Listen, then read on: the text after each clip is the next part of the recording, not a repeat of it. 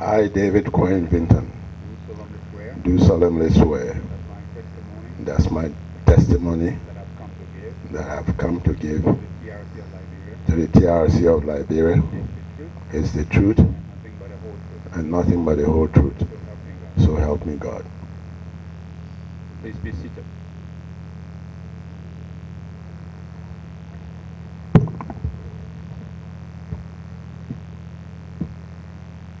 Good afternoon, sir. On behalf of the Commission, we want to welcome you to this segment of our thematic hearings on economic crimes and to thank you for accepting our invitation to come and share your experience with us, your perspectives, and perhaps advance some recommendations which will help to improve our regime meant to control or mitigate economic crimes.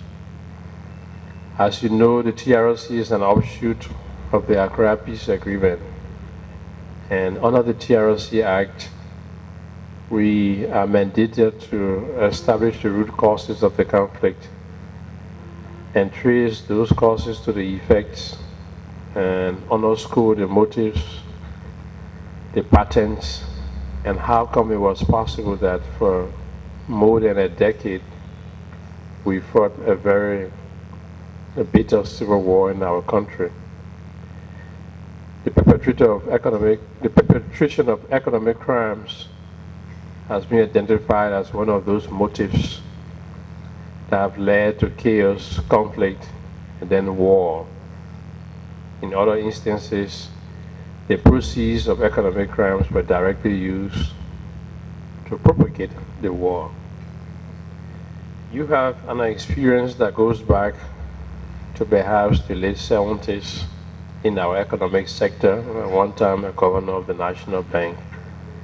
And because we believe in hearing from resource persons, in gathering first-hand information, we thought it would be useful if you could come and share your experience with us on aspects of the economy that tend to manifest wrongdoings in the financial sector as it relates to bank closures and other issues that you have identified to be addressed.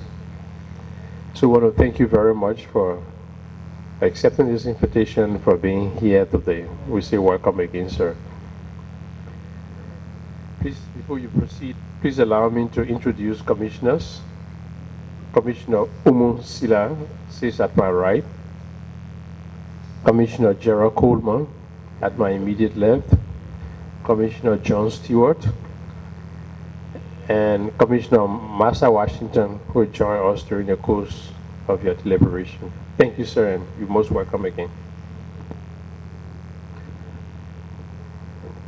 Mr. Chairman and honorable commissioners of the TRC, I wish to thank you warmly for your invitation to participate in the economic crimes thematic hearing.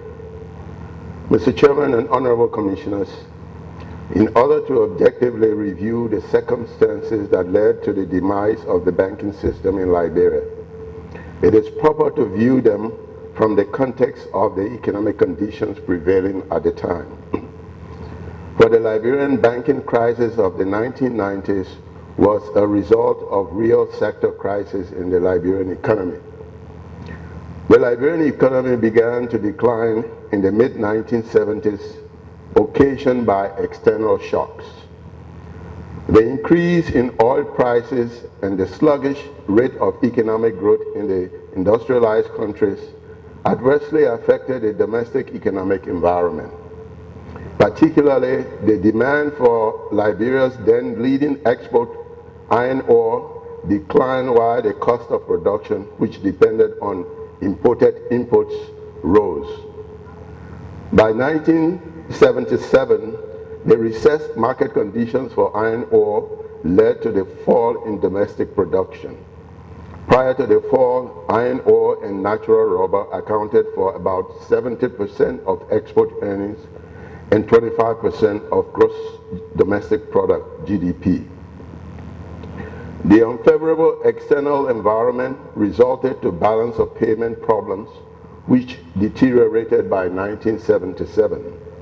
The trade balance was also affected as the declining surpluses had become negative by 1977.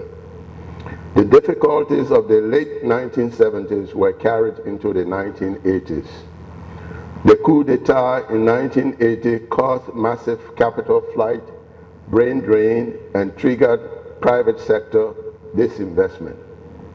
As a result of these developments, the banking system became illiquid. To alleviate this problem, the government in 1982 minted and put into circulation the $5 coin. However, by reason of fiscal indiscipline, compounded by reduced financial management capacity, revenue fell steadily while expenditures rose sharply. The government, in response to these regressive developments, resorted to deficit financing by either printing more money or borrowing from the banking system, a situation which culminated in the inflationary spirals and emergence of an active parallel market and the collapse of the bank's clearing system. The misalignment in the legislated parity between the Liberian dollar and the US dollar occasioned the rapid development and growth of the parallel market.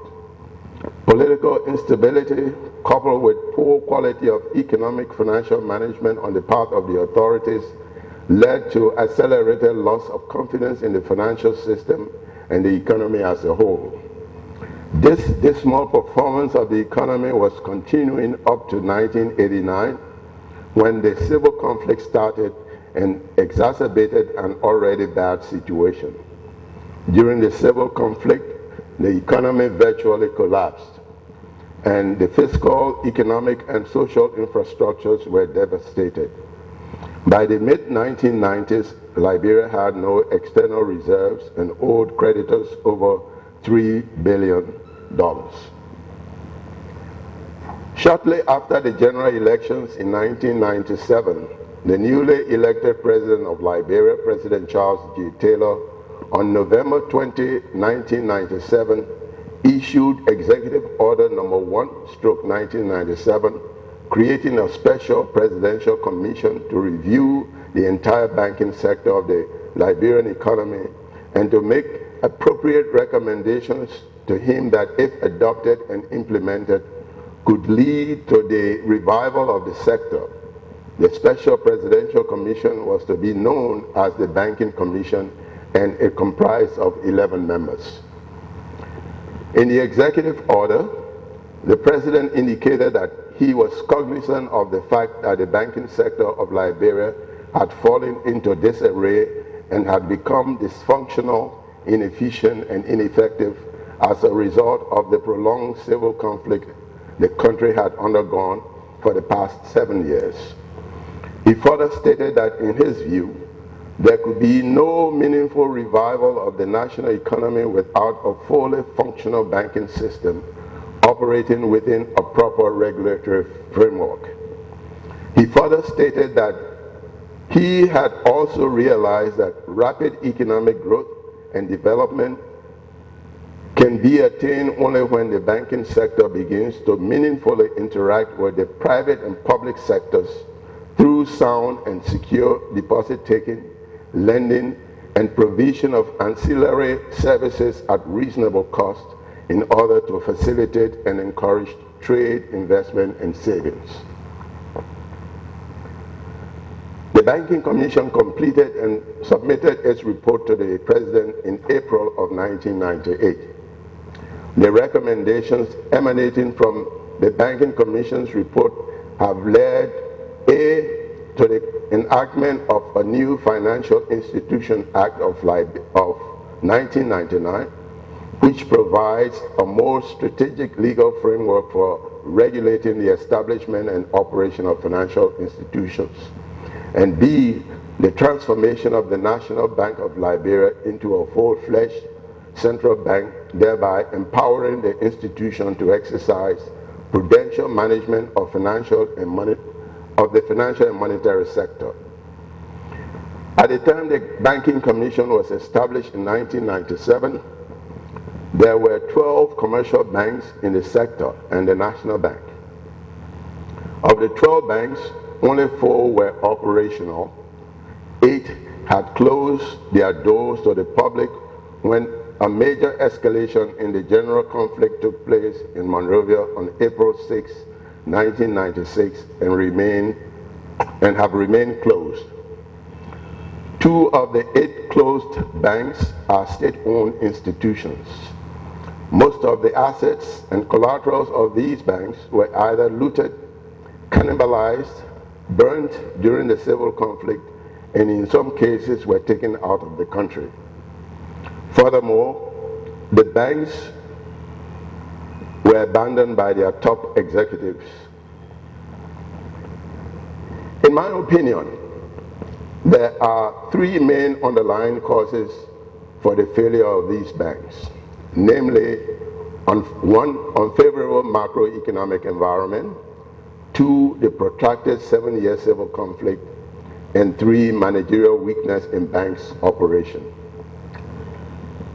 Unfavorable economic environment.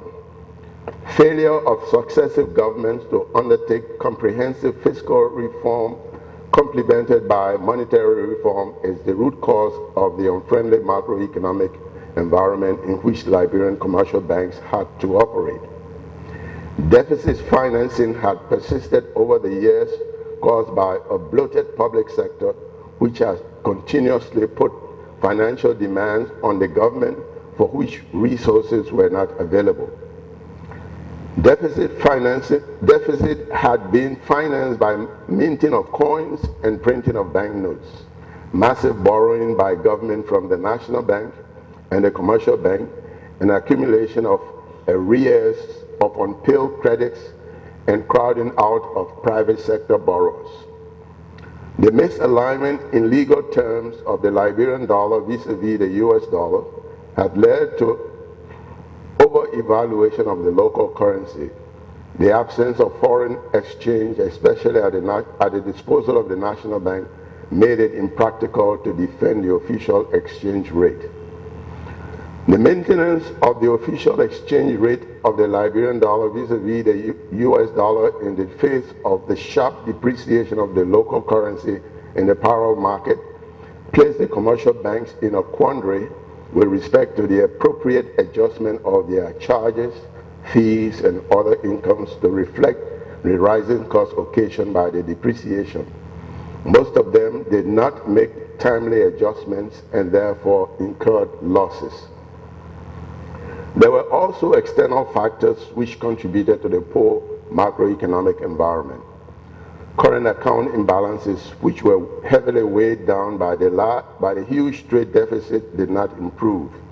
This was the origin of the foreign exchange crisis never experienced in the country before 1980. Slow judicial process regarding loan recovery is yet another problem faced by banks.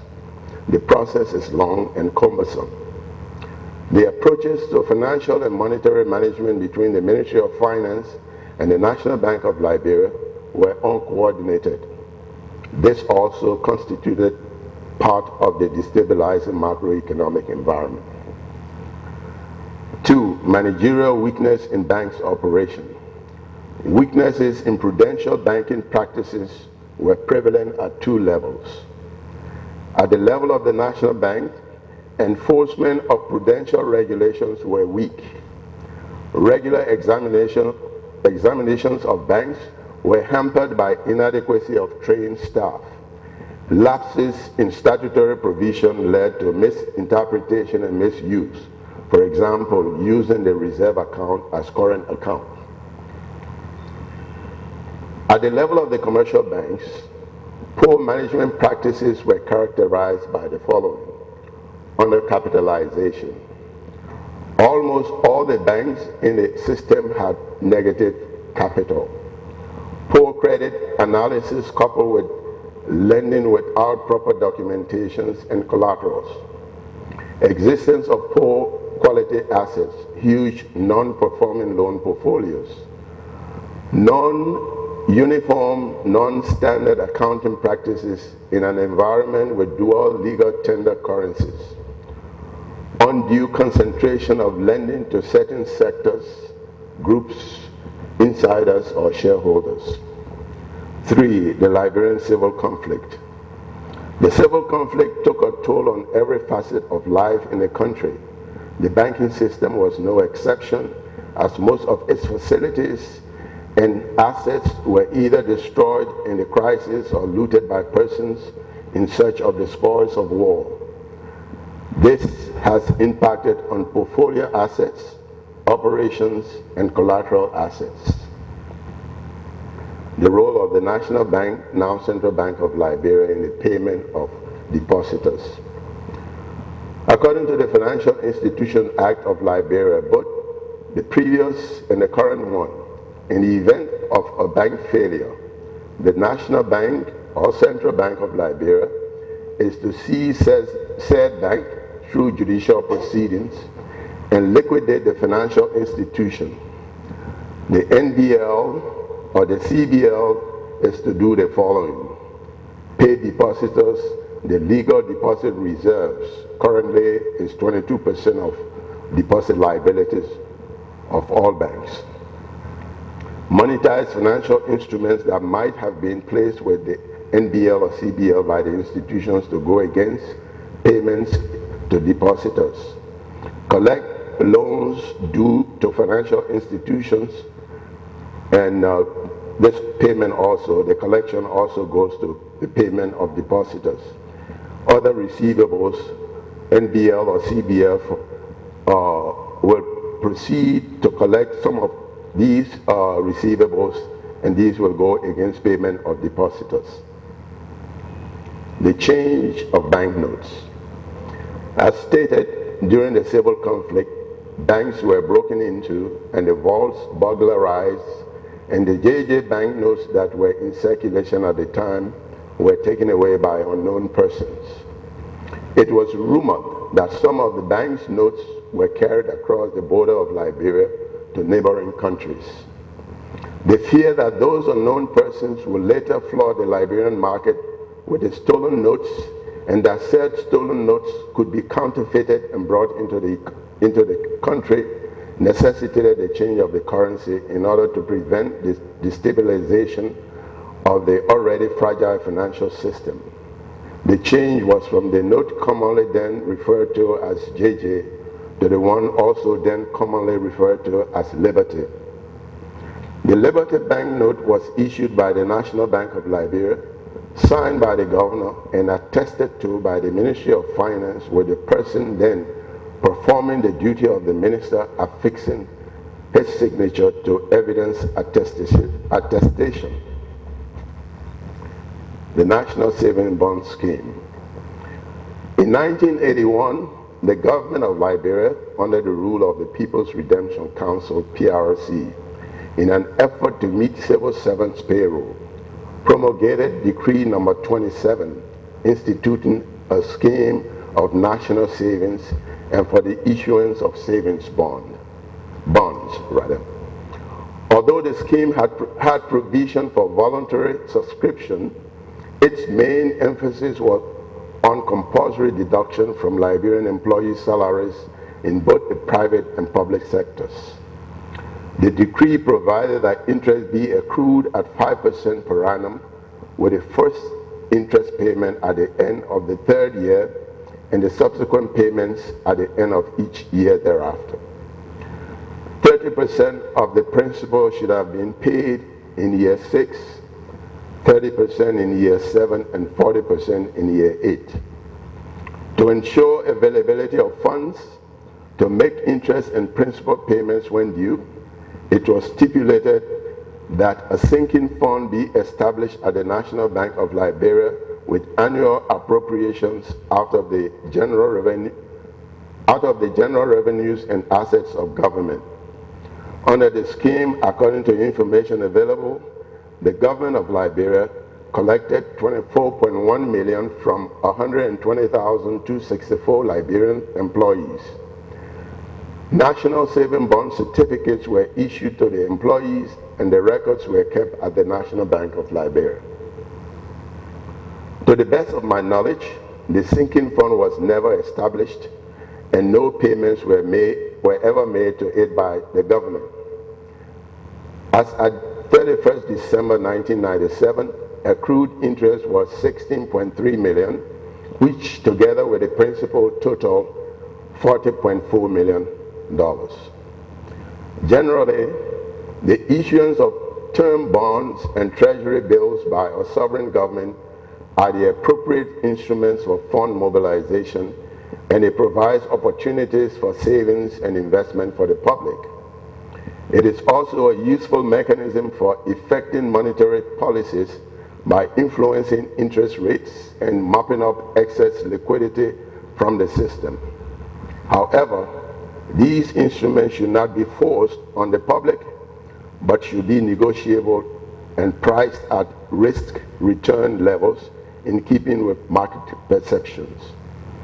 If the government intends to utilize these types of financial instruments in the future as a means of borrowing, then it is imperative that the government redeems the savings bonds.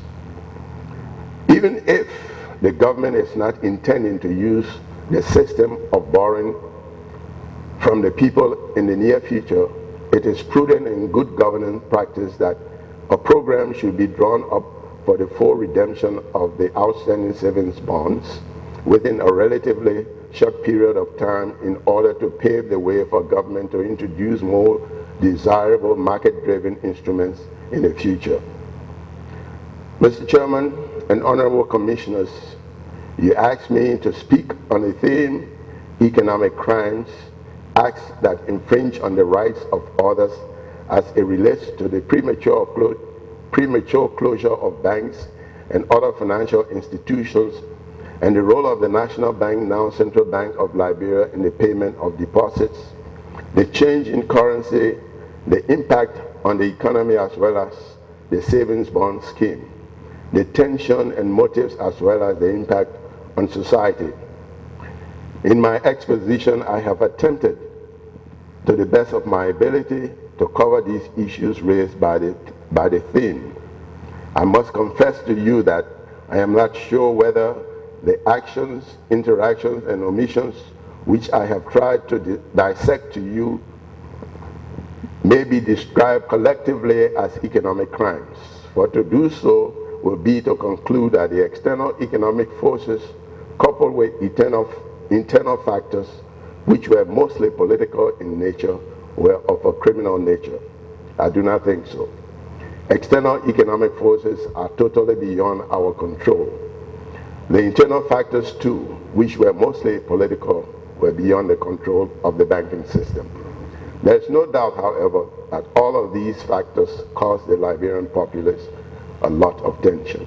Thank you, Mr. Chairman and Honorable Commissioners.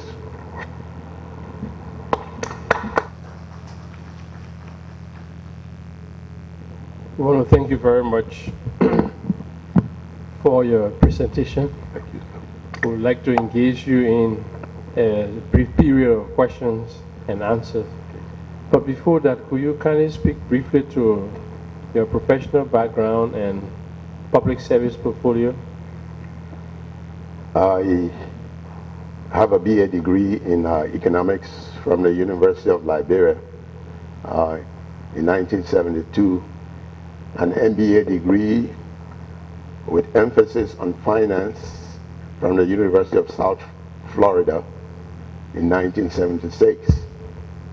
I joined the Liberian Bank for Development and Investment shortly after I returned home and worked there. My first job was the position of projects analyst, and then I rose on to becoming the projects manager, and then on to the general manager and the president of the bank. I left the bank in 1986 and went into the private sector. In December of 1990, when the interim government came to Liberia, I was asked to serve as governor of the National Bank of Liberia. I was in that position up to September of 1995, and since then I've been in the private sector. I currently run a financial consultancy firm called the Magas Investment Corporation. I'm the president and CEO.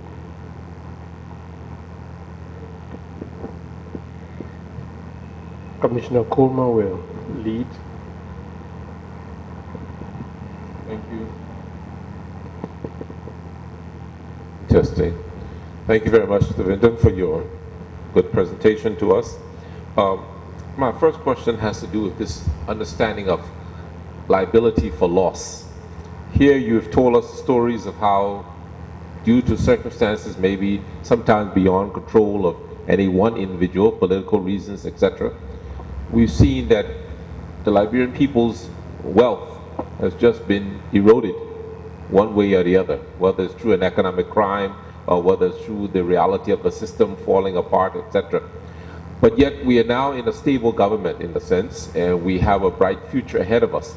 The wealth of this country is basically still there in the sense of the minerals under the ground, the natural resources that haven't been exploited yet, and the greatest wealth of all, the human mind and hearts of our people. So, in your opinion, shouldn't there be some linkage with the responsibility of government to secure the losses of the past? Particularly, for example, let's take a small case of the savings bonds, where you talk about $40 million worth of funds that have just evaporated. But yet those people gave their money with trust. The government is still back today. Shouldn't there be some sort of reparation in issues like this and in other areas? It doesn't have to be short-term, it could be a long-term mechanism, but yet there should be some sort of, some consequences of that past. I mean, this is my thinking, but I would like to get your opinion as a professional in this banking area. That is a political decision that has to be taken by the government. As far as the savings bond is concerned, I know that the bonds were vetted as part of the domestic debt of the government. Now the government has to take a decision as to when it will pay the savings bond scheme to those who have the certificates. So would that go also in line with failed banks that owe taxpayers millions of dollars and haven't been able to pay when they were guaranteed by the National Bank and Central Bank? Is there some mechanism that eventually will come into place to pay that money from future wealth that the government will generate, for example? One of the problems of the National Bank then, which I alluded to in terms of the lapses in misinterpretation, the reserve account should have been separated from the current account. But this account was commingled, and this was one of the weaknesses in the Financial Institution Act, or the act that established the bank, or the prudential guidelines at the time. And so we found out that in most instances, this current account, which had both the reserve and the current account of the commercial bank, was in overdraft with respect to many banks. And so perhaps the National Bank should take responsibility for that. They should have insisted that the account be current at all times, or be in positive position at all times. But most of the bank's current account were completely in negatives. A few of them that had positive balances, there are still no records as to who owes what, to the depositors. There's no adequate record of the total deposits in question, and to be able to determine the 22% reserve.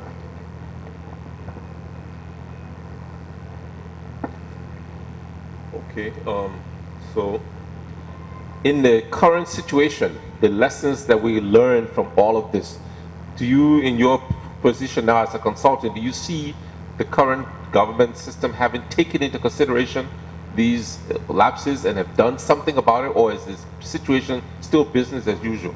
No, the new For financial... example, records. You talk about no record. Do they have indelible record system now that this would never happen again? Yeah. Like where you have a backup system in foreign countries or other things like that, not just depending on local computers that can easily be burnt or triggered and destroyed, etc. Yeah, one of the things that the central bank now has put in place is to have a backup system of records, you know, in addition to what they have locally. They have records outside of the central bank, just in case something happens in the future, you know, and you need to go back and find out, you know, what the records are. You can always go back to those records that are not with the central bank here. Okay, another concern is this cash issue. We hear stories of so many cases where government paid out huge sums of money to contractors and people constructing a bridge here, building a bridge there, 10 million here, 5 million there, another million here, and that during the course of this turbulent period of ours, 79 to 2003, none of these projects were implemented, and we don't even know where the cash is. It's just gone. So, I mean, has there been any research to show, was it that people were putting cash in their pocketbooks and carrying it out, or were there bank transfer, legitimate records that could be traced to foreign bank accounts to show that people did carry these funds out, public money, but yet didn't perform? I mean, how were things done during that time? Well, if the monies were paid by the government of Liberia, definitely there are records. The central bank has record as to who the monies were paid to and how the monies were paid. Those records are available. So if anyone wants to find out exactly how these people got paid, the records are available at the Central Bank of Liberia.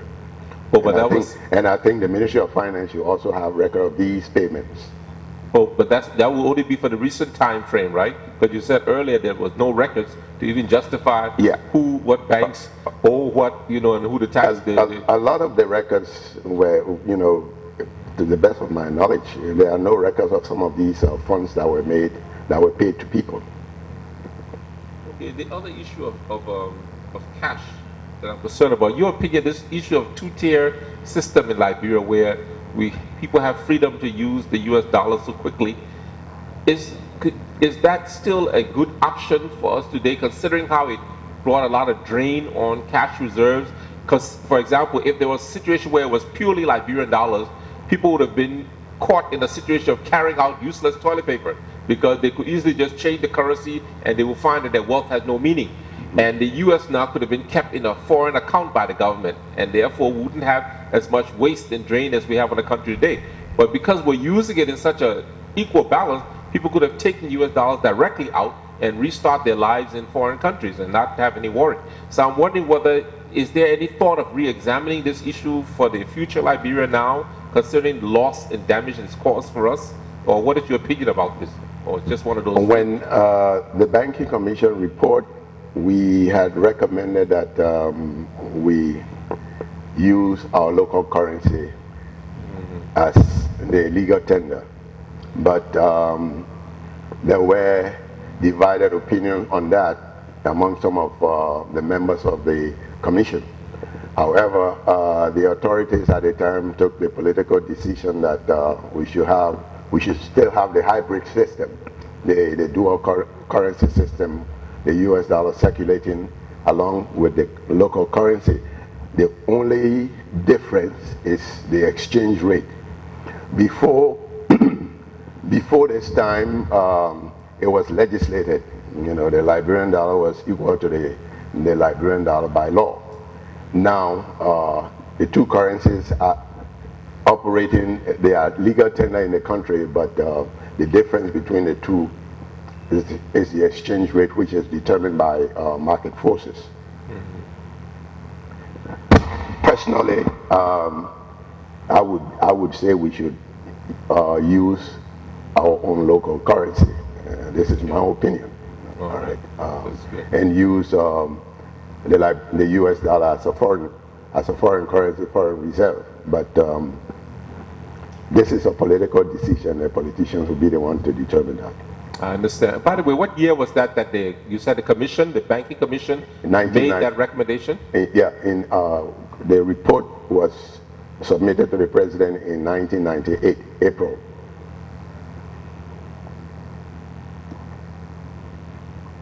Thank you.